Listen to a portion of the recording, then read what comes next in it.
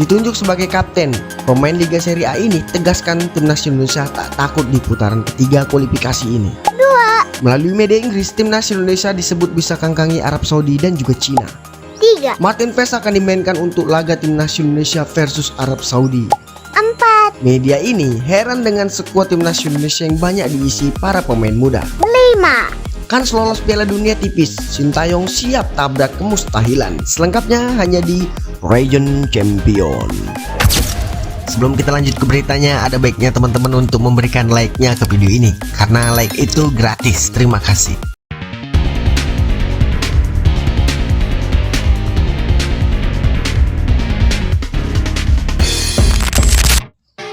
Pelatih Sintayong menunjuk Jay Ijes sebagai kapten tim nasional Indonesia. Ya, Jay Ijes memastikan pasukannya tidak takut melawan Arab Saudi di laga perdana grup C babak ketiga kualifikasi Piala Dunia 2026 zona Asia. Ya, timnas Indonesia akan menantang Arab Saudi di King Abdullah Sport City. Jay Ijes sebagai kapten timnas Indonesia sadar bahwa Arab Saudi punya pemain-pemain berkualitas yang akan menjadi lawan berat untuk timnas Indonesia. Namun bek Venezia itu menegaskan bukan berarti tim asuhan Sintayong itu tidak punya peluang untuk meraih hasil maksimal, yang memastikan timnas Indonesia bisa bersaing dan juga bisa menang, karena sepak bola apapun bisa terjadi. Ia pun berujar, untuk pertandingan besok kami pasti tahu Arab Saudi memiliki pemain yang berkualitas di liga mereka. Pada akhirnya ini adalah sepak bola, jadi apapun bisa terjadi. Seperti halnya Arab Saudi saat berhadapan dengan Argentina dengan skor 2-1 dalam Piala Dunia 2022, kata Jay Ijes dalam konferensi pers. Pemain Venezia itu memastikan timnas Indonesia akan berusaha menampilkan permainan terbaiknya sepanjang 90 menit permainan, sebab target timnya adalah mencuri poin di kandang Arab Saudi. Ia kembali berujar, namun ini adalah kesempatan kami untuk bisa meraih hasil maksimal di pertandingan di laga pertama putaran ketiga kualifikasi Piala Dunia. Jadi kami memiliki tujuan dan semua juga berjuang untuk targetnya. Ini adalah sepak bola, apapun bisa terjadi, kami akan menyerahkan semuanya, kata Jay Ijes. Persiapan timnas Indonesia menjelang partisipasi pertama di putaran ketiga kualifikasi Piala Dunia 2026 turut dipantau media asing.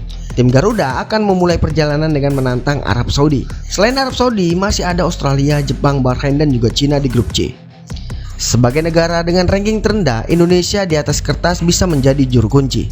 Namun kebijakan PSSI beberapa tahun terakhir membuat tim besutan Sintayong bisa bersaing dengan tim terbaik di Asia. Kebijakan tersebut adalah menaturalisasi pemain keturunan di kompetisi top Eropa. Beberapa nama top tersebut diantaranya Jordi Amat, Nathan, Jay Ijes, hingga teranyar Martin Paes. Ditambah lagi pemain dalam negeri yang makin meningkat, Sintayong bisa meramu tim yang bisa menembus 18 tim terbaik Asia. Situasi ini turut disorot media Inggris The Guardian saat mengulasi grup C. Media ini menuliskan, untuk ketiga kalinya Jepang harus bersaing dengan Australia, Arab Saudi. Saudi belum nyetel di bawah Roberto Mancini, sepertinya akan merebutkan peringkat 2 dengan Australia.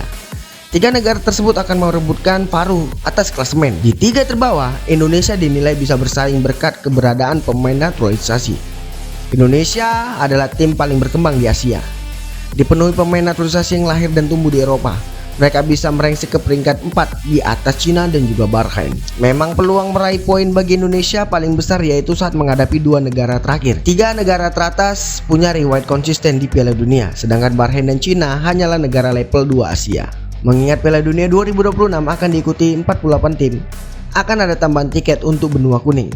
Sebanyak 8 tiket otomatis akan diberikan untuk kontingen AFC. Dua peringkat teratas setiap grup akan mendapatkan tiket otomatis, dan peringkat ketiga serta 4 akan melakoni putaran keempat. Jika Indonesia bisa menyentuh peringkat 4, maka kita bisa menjaga asa di putaran keempat itu. Bagaimana tanggapan kalian tentang hal ini? Silahkan tulis pendapatmu di kolom komentar yang positif, serta dukunganmu untuk skuad Garuda.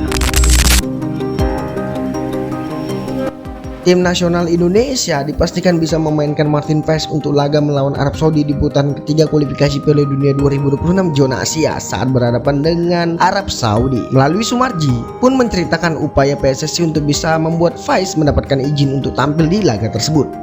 Martin akhirnya dipastikan bisa membela timnas Indonesia di laga pertama grup C putaran ketiga kualifikasi Piala Dunia 2026 zona Asia.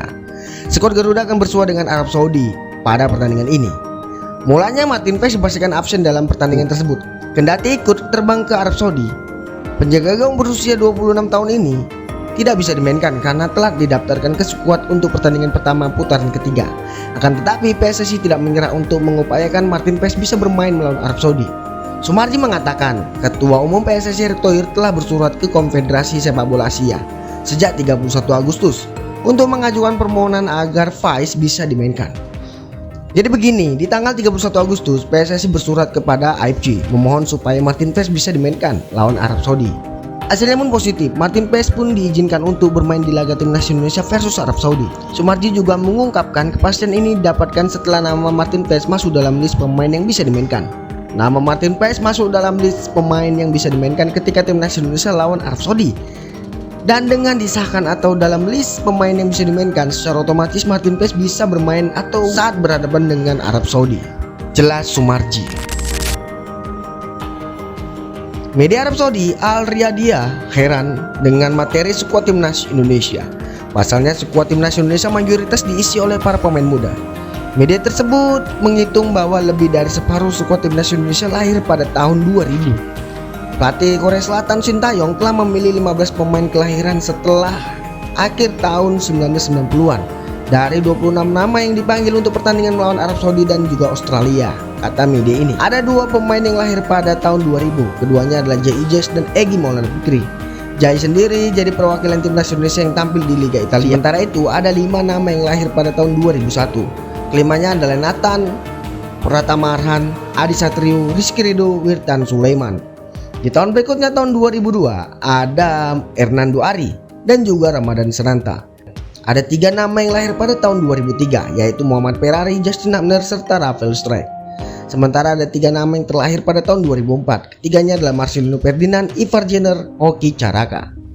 Media tersebut juga heran bahwa timnas Indonesia tidak memiliki satupun pemain yang berusia lebih 30 tahun.